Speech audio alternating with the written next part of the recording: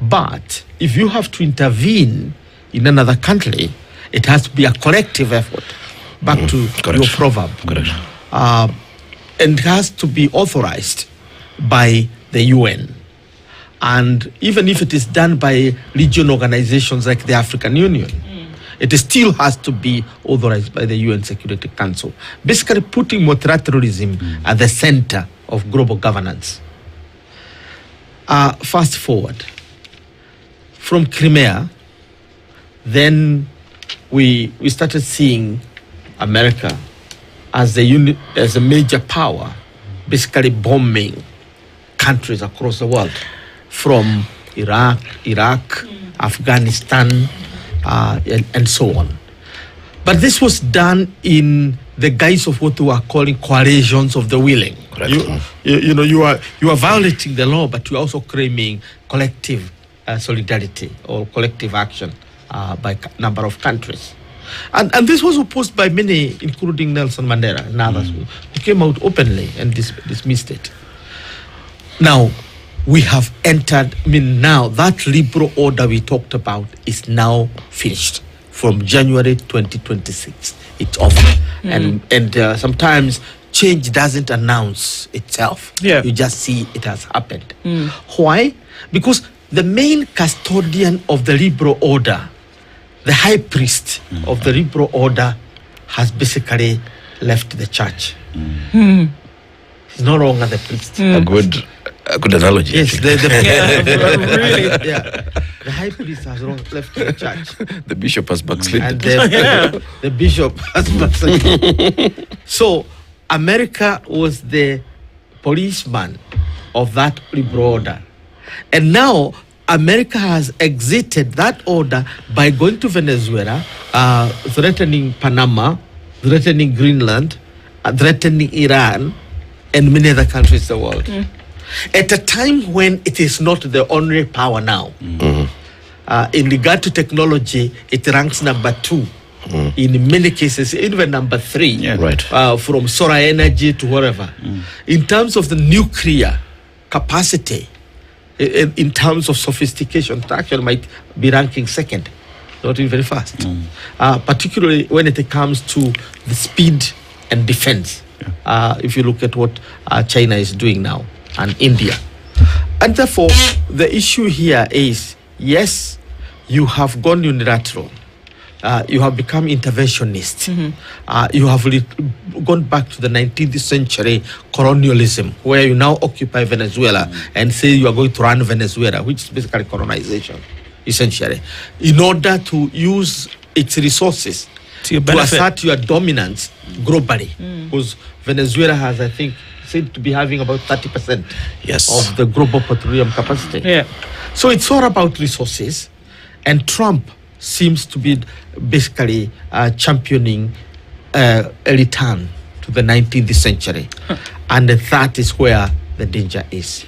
But even as we look at it that way, there has been push for multilateralism to be allowed to take place, people to sit down and have all these discussions, UN has been seen as the body where everybody goes to report the other person who is ostensibly not playing by the rules.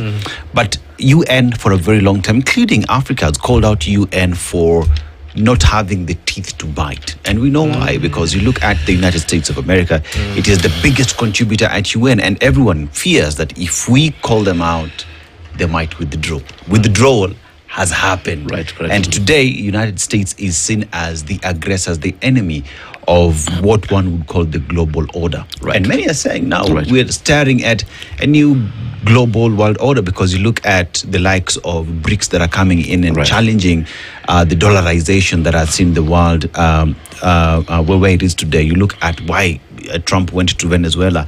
How dare you de-dollarize and sell your petroleum products using euro? How do you do that?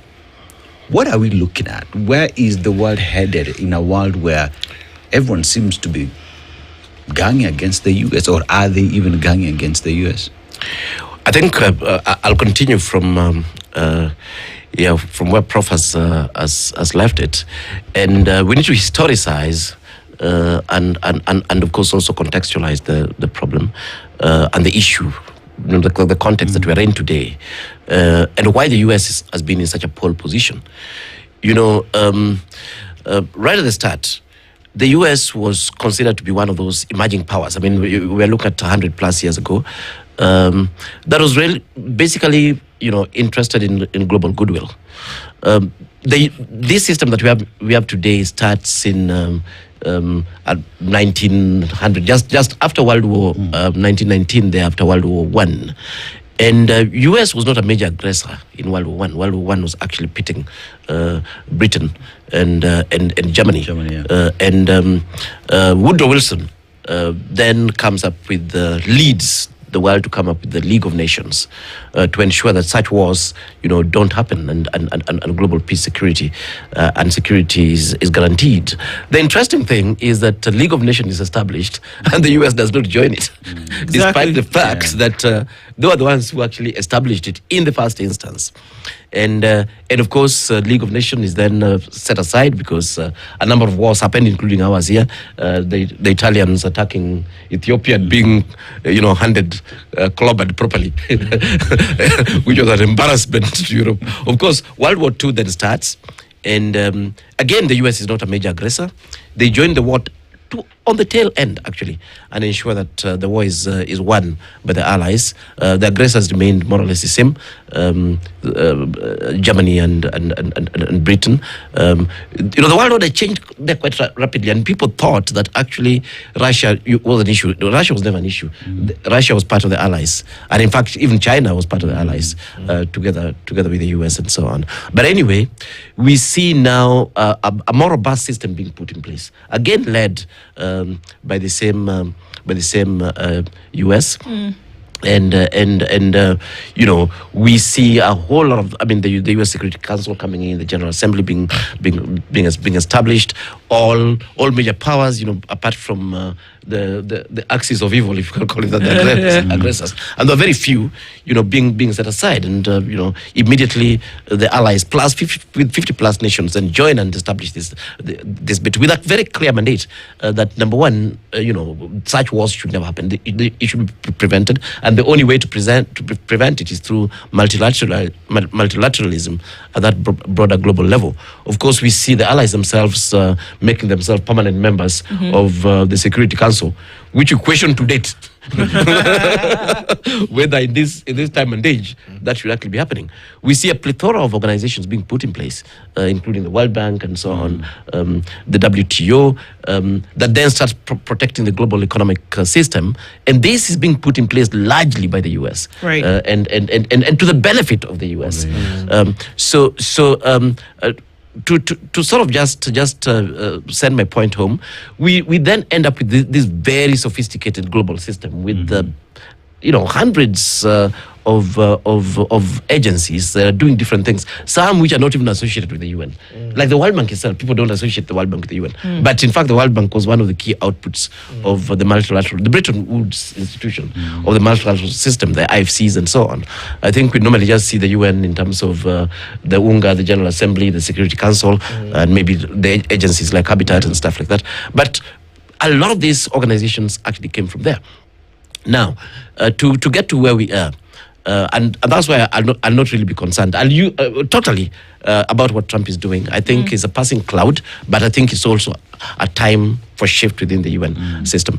I'll illustrate one agency that I've been very, very close to illustrate my point, and that is United Nations Framework Convention on Climate Change.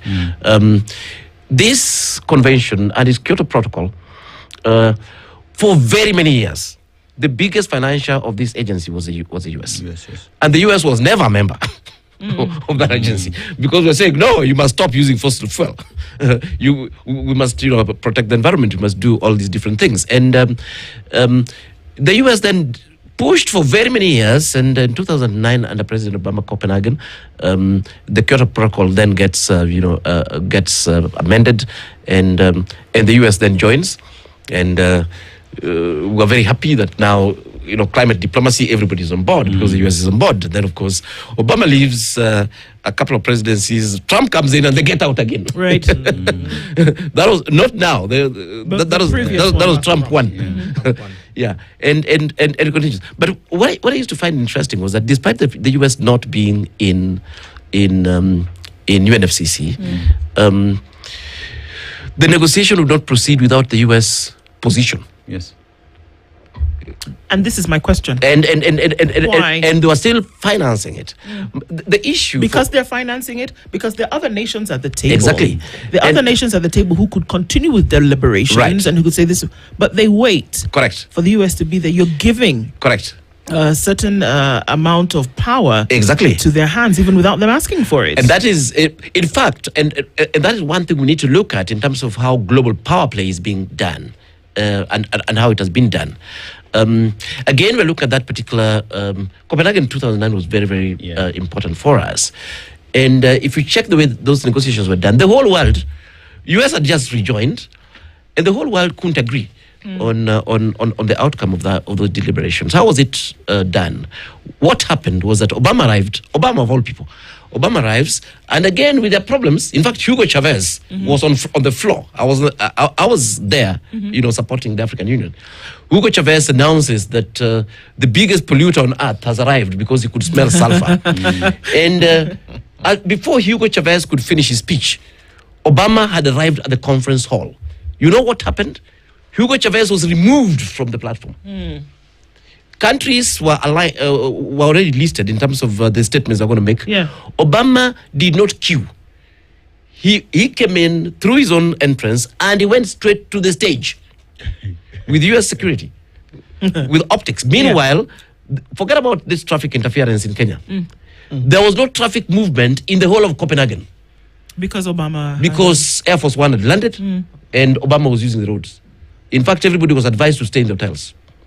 And Obama arrives then, makes his speech. I think symbolically this is very interesting. Hugo Chavez is removed from the stage.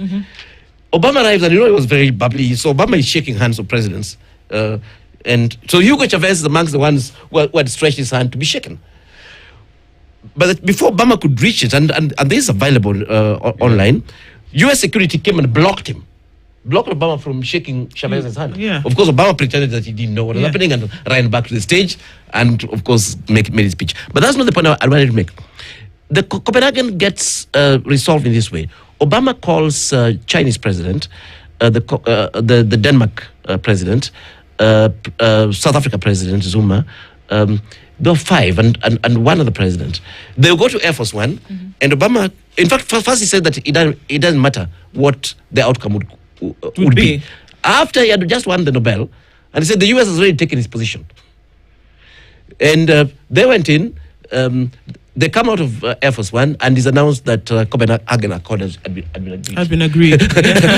All these other guys, presidents and countries, were actually just watching. So my point is that the current multilateral space within the UN space is not a space of equals, and is not an equitable space at all. Okay. And what the US has done, which is really spectacular, which is actually, I think I like, is basically saying, okay, fine, we are going to withdraw out of this space. And of course, we're not even calling their bluff. They've already withdrawn.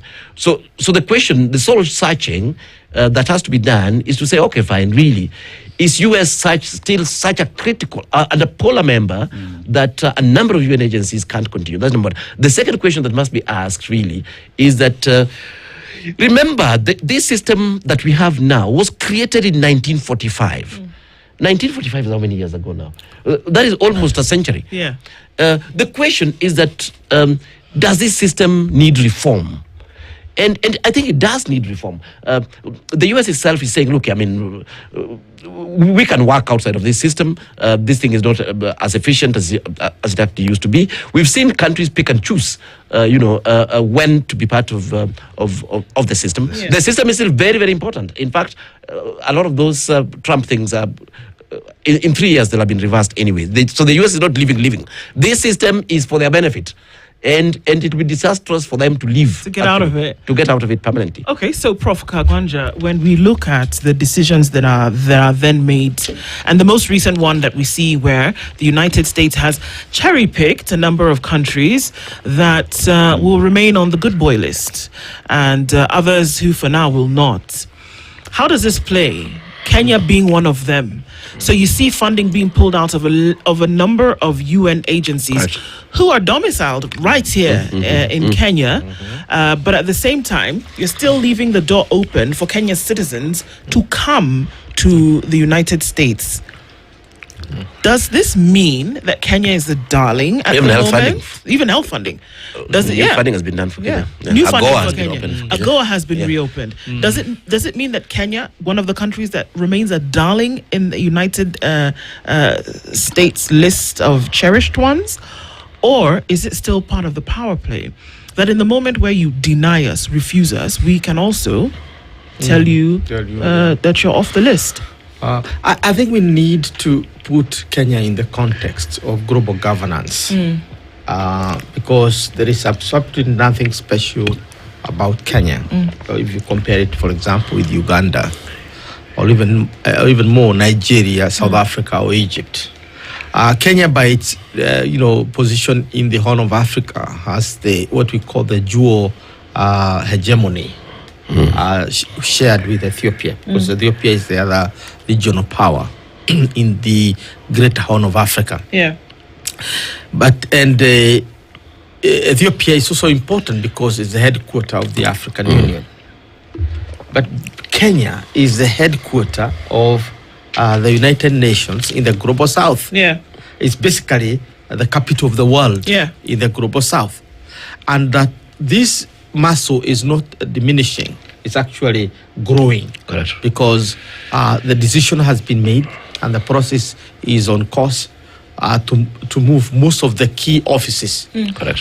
from New York Correct. to Nairobi. And therefore Nairobi is going to become one of the major UN headquarters, comparable to New York in many ways. Okay.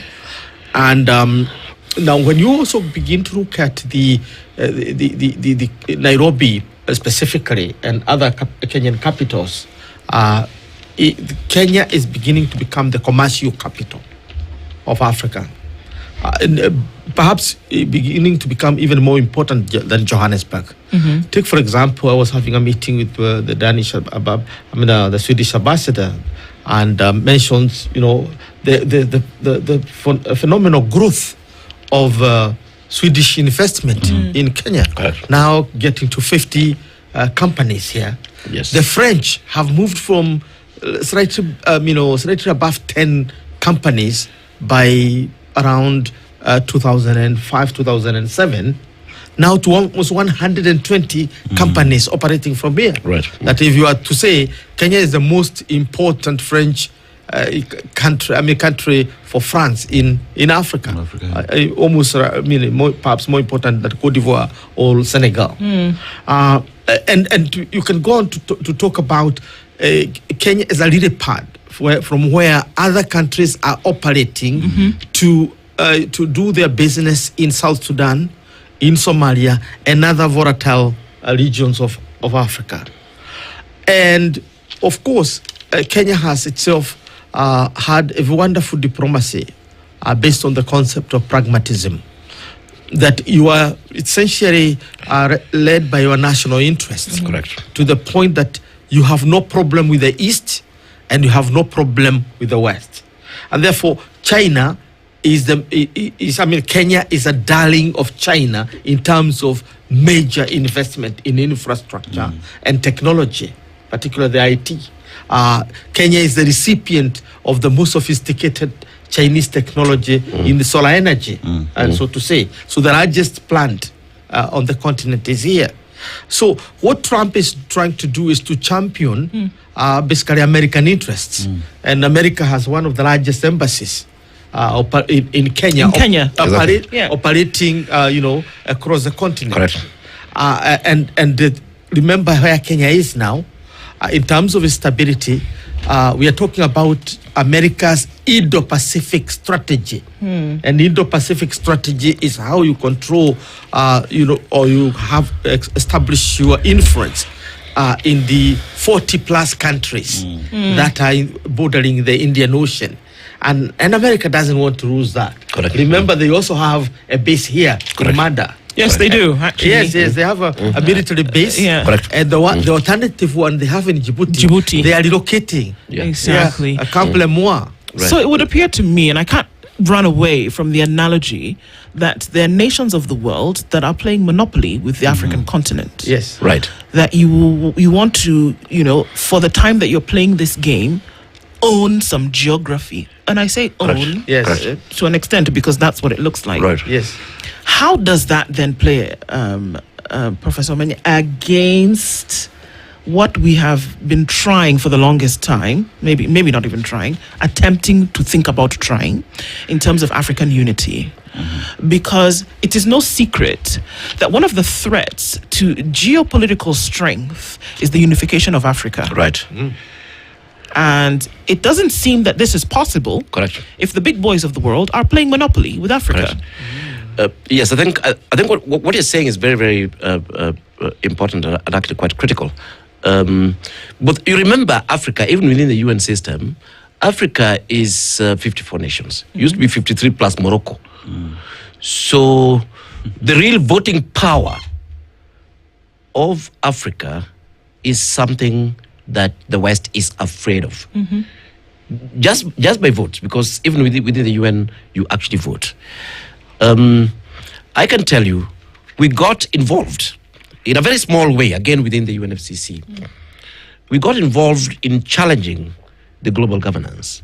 Because what was happening was that, and I'll illustrate that and come back to your point about Kenya and global politics and African unification. I personally was in charge of creating something called KAHOSK. And I was told it's illegal. KAHOSK was Committee of African Heads of State on Climate Change. In fact, we met in Ethiopia during that time. And I was told that countries are sovereigns. So you can't have a committee of presidents outside of the UN system, who then I chaired by somebody. Believe it or not, KAHOSK lives today. In fact, our president Ruto is a chair. But our strategy was very simple. That of course it was assaulted by the West. Our strategy was very simple. That can we get African nations to vote together as one? And this was assaulted straight away. In fact, in that Copenhagen meeting, our first chairman was the late Meles Zenawi. And Meles Zenawi was speaking directly with the US. And meanwhile, we had created a structure where Africans were speaking to each other. At technical level, this was being led by Algeria. And I remember the Algerian minister crying and hugging me in Copenhagen, saying he's never seen this type of unity amongst Africans, where all the countries had taken same positions on everything. When it came to negotiations, each country was specialized. That's how we had organized them. And I was told that this has to stop. In fact, that's how I got literally expelled from Ethiopia and African Union. And what happened was that the US talked with Meles. Meles then generated his own position. This position was challenged. The first people to challenge it was President Zuma. Our late President Kibaki came and said, no, we don't agree with this. Michuki, then was the Minister for Environment, told me we are very proud of what Alfred, what you as a Kenyan you're doing outside here. Abdullahi Wade came and challenged it and said, look, we have an African position that has been agreed with 54 nations. You cannot go and agree with the US. When you say you talked to when you say the US talked to Zenawi, yes, I am curious as to the nature of these talks. It seems a little bit more than, well, this is the American position. Come on, Zenawi. I mean, of course, we'll not get into the details, but something was happening then in African Union that was quite unhealthy. A number of presidents were positioning themselves on two areas only, and a lot of them were presidents with very poor credentials, governance credentials, including some of our neighbors here who have just won power. They were positioning themselves on peacekeeping in Somalia. Claiming that because they've got a military experience and so on, they're the only ones who could stabilize Somalia. And then the other neutral space they were working on was the climate change space. Because we're literally pariah states. So that would enable them to actually have direct conversations with presidents in the West, led by the US, who actually, under normal circumstances, would have wanted them out of power. So basically that is what was happening between Meles and the US and whatever. He used that window to discuss a whole lot of things. And then the positions that came in, we looked at them and say, but this is exactly US position. And this is not our position. But anyway, the point is that African unity even within the bigger global politics, has always been under assault anyway. I am a big advocate for actually what I call economic intelligence. And this is both at global and regional levels anyway, and we look at it. We are in a very complex situation. We have our historical issues where, for example, the UK has almost 5 bases in Kenya.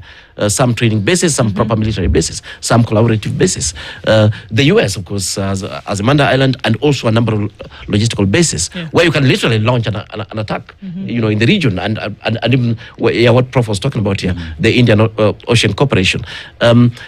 Do you think these fellows would actually want to listen to African Union to guide some things? No. The answer is no. So they fund you. So you they shut would up. rather go bilateral in those sort of things. In fact, one of the major problems that we have in our quiet we've had in our diplomacy and also a solution is that China has been very intent on doing a naval base in Kenya because of the large interest in Indian Ocean trade and so on. And the US is against it. Totally, of course, that's actually quite understood. And then, of course, so historically we have the infrastructure and alliance that we've had, particularly with the UK and the US, and that is not going out, is not disappearing anytime soon. Then we have our pragmatic alliance with China, using China's policy of development first, and so on. And then, of course, we also have now our issues with IGAD. We have our issues with COMESA. We have our issues with AU and so on. And whichever way we look at it, as a sovereign nation and a nation that already has some advantages, we need some very sophisticated intelligence in our foreign policy. Yeah, we have to walk this tightrope so that, of course, Kenya tried a number of things, Maran Alliance, Marawat, they really not worked. But so far, I think Kenya has played these cards relatively.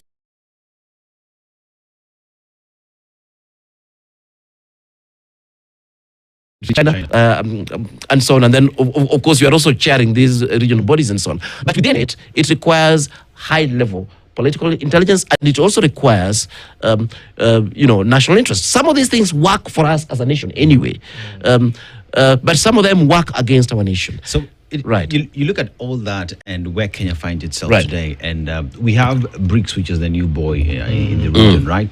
And one thing that has stood out within BRICS is their new payment system, which they call BRICS Pay.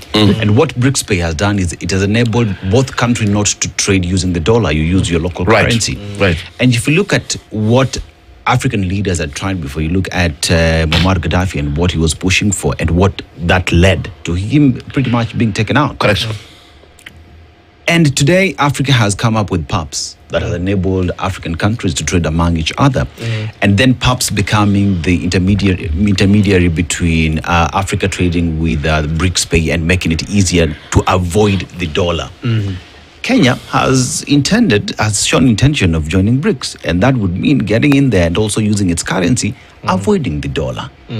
With the US pushing the way it's pushing, look at what has happened in Venezuela. Read that together with what happened to Muammar Gaddafi. Where is Kenya playing at? Where is Kenya playing at? Because the big boy does not want you to devalue the dollar. Well, the de-dollarization of the world is inevitable. Yes. And that is true. America's invasion of Venezuela is an attempt to delay that. Correct. It is aware that it cannot change it.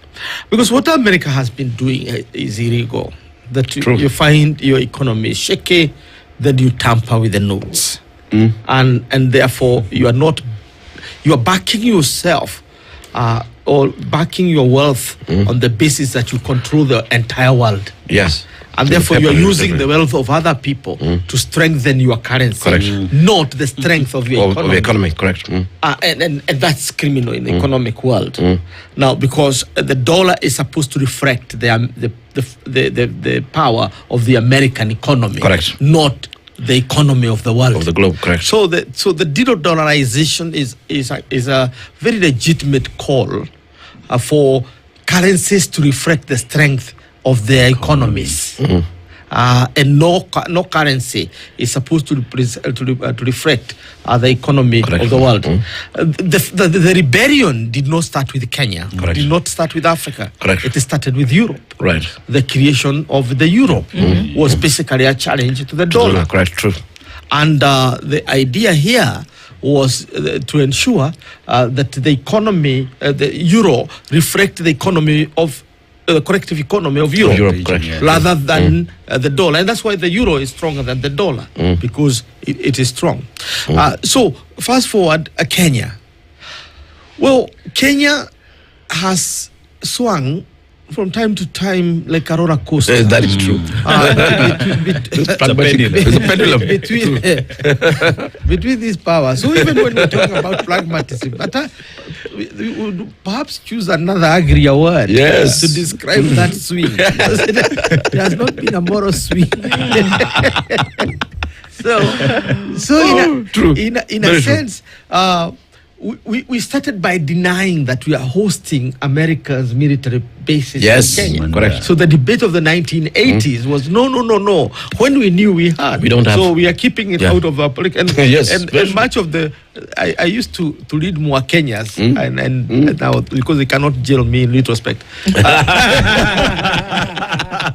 And one of the big issues very and the safe. point of anger Who is long dead. was the fact that we are hosting America's military base Yes. when we are supposed to be a non-aligned Exactly. country. That's true. But give credit to Kenya.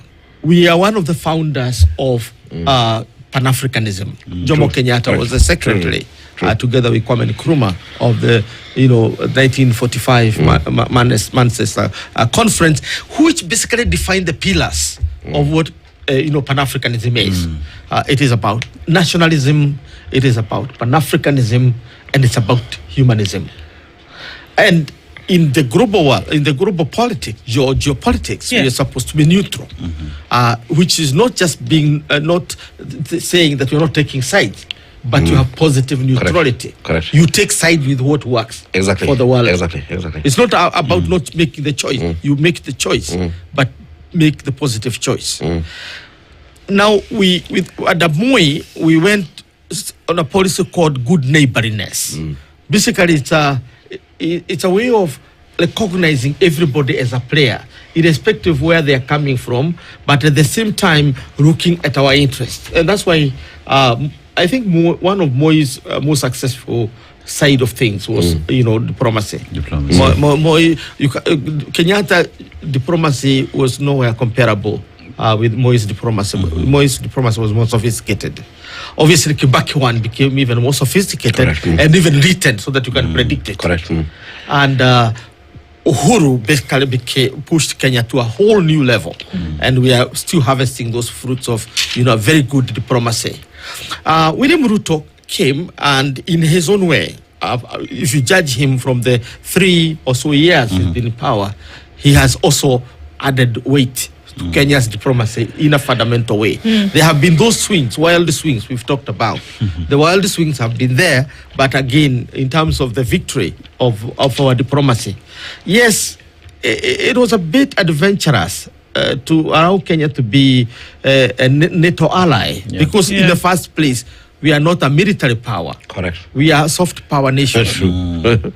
So it is like you want to fight with Tyson, and you are featherweight. Basically, you'll be crashing to pulp. You have to make your choices.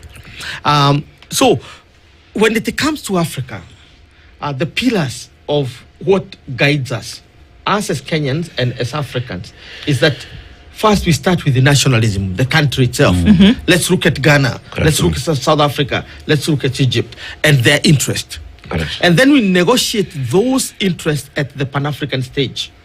That's the African Union. Correct. And even before, we filter them Right. at the regional level.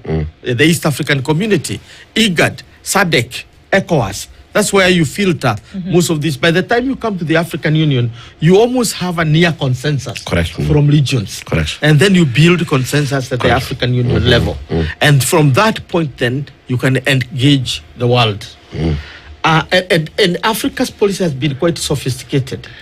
Prof, you must have seen during this time when Trump invades Venezuela, right. and threatens to go to Greenland, Right.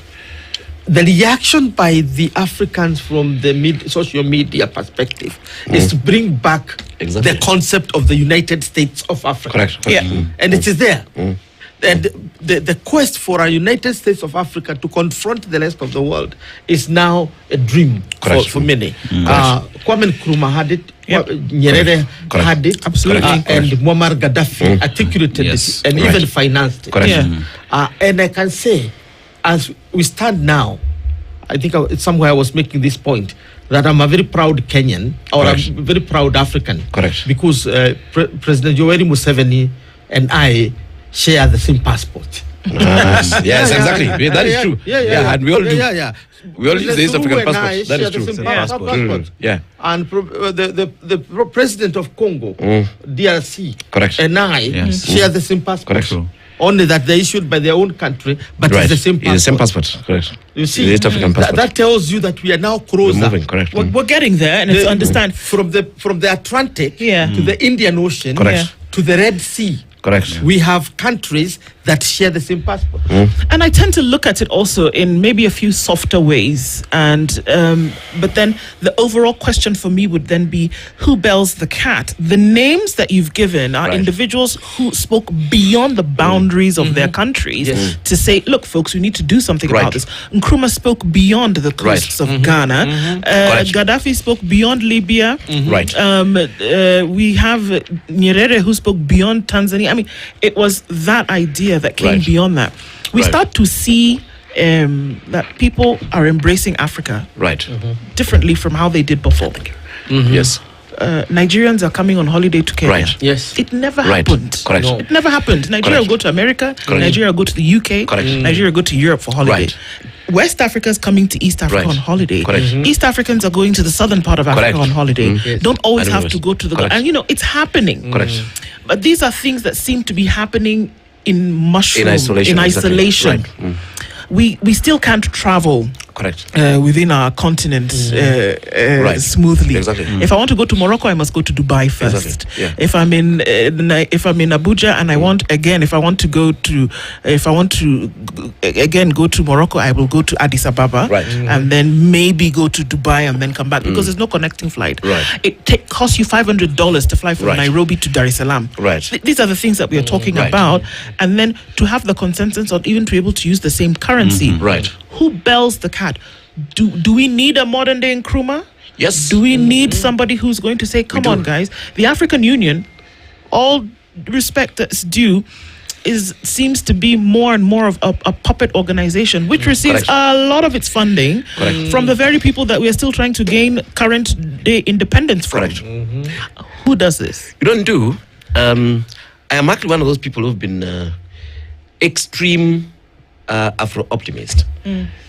One of the things I did at a personal level as a young man, I don't even know how I was able to work on that.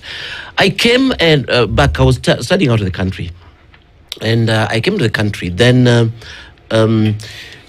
late Magoha was the vice chancellor of University of Nairobi, and I went to him. I wanted a session with him, and one of the key things that I was interested in was how we could get more African students studying in Kenya. And I felt that was going to be an education policy. That was very important. And it was very important for me because I was saying, I want to see Ghanaians, Nigerians, and so on at the University of Nairobi and at Kenyatta University and so on. Because education, of course, then I was only looking at education because it was my space. But I felt that, these are some of the direct spaces of integration. This is very important for me. Of course, when I joined African Union, one of the key things that I was working on, actually, was in my own small climate change space. I'm actually the one who established the climate change unit in African Union. And one of the key things that I was working on, I said, no, we can't come here and start discussing things as African Union. We must start from the regional economic blocks. We must ensure that ECOWAS is doing the thing, ESC is doing the things, IGAD is doing the things, and so on. And then we come together at that level. I was very happy, very excited with the little pieces that Mbeki had left there, NEPAD, that was trying to push those sort of agendas, as exactly were. I must say that even currently, in my own very small way, people just know me as a teacher there. One of the things that we're looking at is I'm actually the infrastructure director of Afrifund Capital, and as we are talking now, we have 1.1 trillion Kenya shillings to invest in the corridor, and our interest, what we've been looking at, are these basically the same corridors that the colonialists used to exploit us.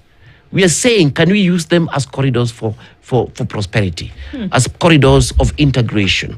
Whether you're looking at Lapsset going all the way to Douala, whether you're looking at Babito corridor from Angola coming all the way to Tanzania and so on, and there are very many. And we're saying our people can actually benefit from these corridors. These corridors have resources, these corridors have potential for integration, these corridors have just disjointed infrastructure. You're talking about flying outside there. These corridors have potential of having basic rail network that within hours you'll have left Kenya and you'll be in West Africa actually. And we're looking at some of these corridors from a very pragmatic point of view. But to come to your point, we are not finding correspondence at that African Union level. We're not finding presidents who are saying, in fact, it's only Mbeki who was talking about those things, who are saying, no, we need to prioritize Israel. And Kibaki, as you say, when Lapsset was being conceived, it was being conceived as something that would connect Indian Ocean to the Atlantic eventually, once it was done.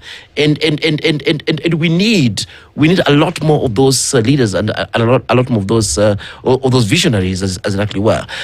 Part of the challenge that we have, and we have to face it head on, is that we have illegitimate and mediocre presidents in Africa. It was going to come. Exactly. These guys are in power illegally. And by illegitimate, in fact, what I'm focusing on here is illegitimacy. I don't mean democratic. Yeah. We had legitimate presidents in Africa who were not democratic, like the late Muammar Gaddafi. He was legitimate, yes, he was. And you see, the problem is that if you're a thief, it's very difficult for you. A known thief, it's very difficult for you to come and tell church people that now you're taking them to heaven. and this is part of the problem that we have, that a lot of presidents don't have the moral fiber. And the moral authority to talk about Pan-Africanism, while they are actually in power in their own countries. But Prof, we are not interested in going to heaven. We're going to Singapore. Very true. So this is part of the challenge that we have, that the quality of leadership that we have and how the guys got into office sort of undermines their potential to get to Pan-Africanism. When our own president here got elected, one of the things that I was very excited about, and I've had occasion to talk to him once or twice, but I think the real thing about great leaders at all levels, great leaders, starting with the proverb that we're talking about, great leaders are able to balance, own interest and even own country's interests and these broader global interests. They're able to take on more. And this is at all levels.